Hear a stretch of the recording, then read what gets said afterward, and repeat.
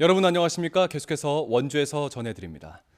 강원도 하루 확진자가 지난주에 절반 아래까지 떨어지면서 6주째 감소세를 이어가고 있습니다. 오늘 0시 기준 강원도 하루 확진자는 1,017명으로 전날보다 327명, 지난주 같은 요일보단 1,620명이 줄었습니다. 시, 군별로는 원주가 205명, 횡성이 32명, 영월 34명, 평창 19명 등입니다. 이번 주 중에 1,000명대 초반 확진자가 계속되면서 2,000명대 중반 수치를 보였던 지난주의 절반 아래까지 떨어졌습니다. 도내 누적 사망자는 전날보다 1명이 늘어난 1,036명, 위중증 환자는 18명입니다. 지난 4월 사회적 거리 두기가 해제된 이후 보행자 교통사고도 증가한 것으로 나타났습니다. 강원경찰청에 따르면 보행자 교통사고는 사회적 거리 두기가 강화됐던 1월부터 4월까지는 작년 같은 기간 292건에서 11%가량 줄어든 259건을 기록한 반면 지난 8월부터 이번 달까지는 전년도 124건에서 올해 274건으로 120%가량 늘었습니다. 강원경찰청은 저녁 시간 보행자가 많은 시내권 교차로에 경찰을 배치해 차량의 신호 위반이나 오토바이의 인도 주행 등을 단속할 계획입니다.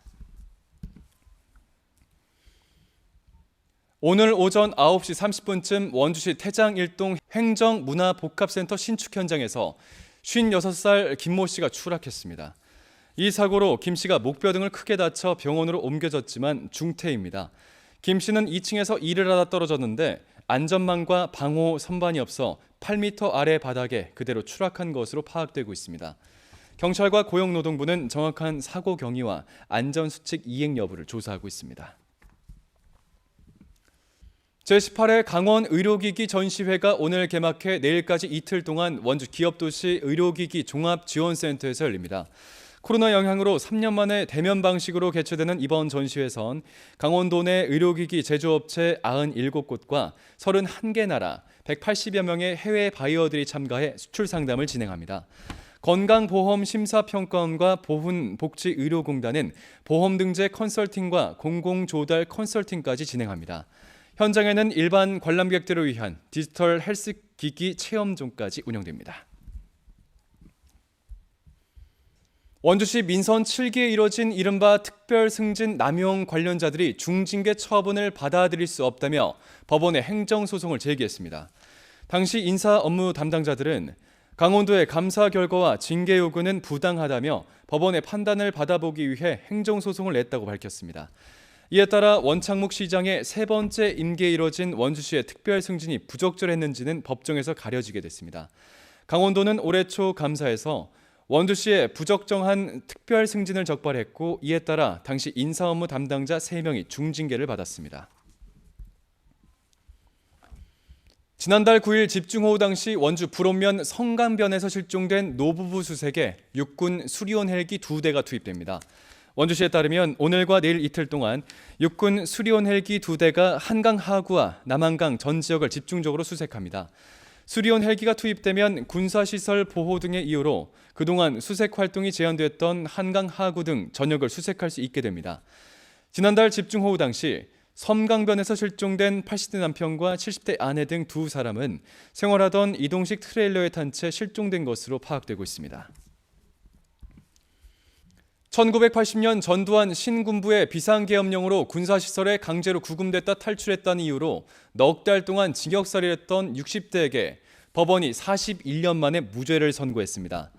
춘천지법 원주지원 이지수 판사는 당시 계엄령은 헌법이 규정하는 계엄령 요건에 위배되고 따라서 당시 계엄령에 따른 구금 상황에서 탈출한 것은 범죄가 될 수 없다며 69살 박모 씨에게 무죄를 선고했습니다.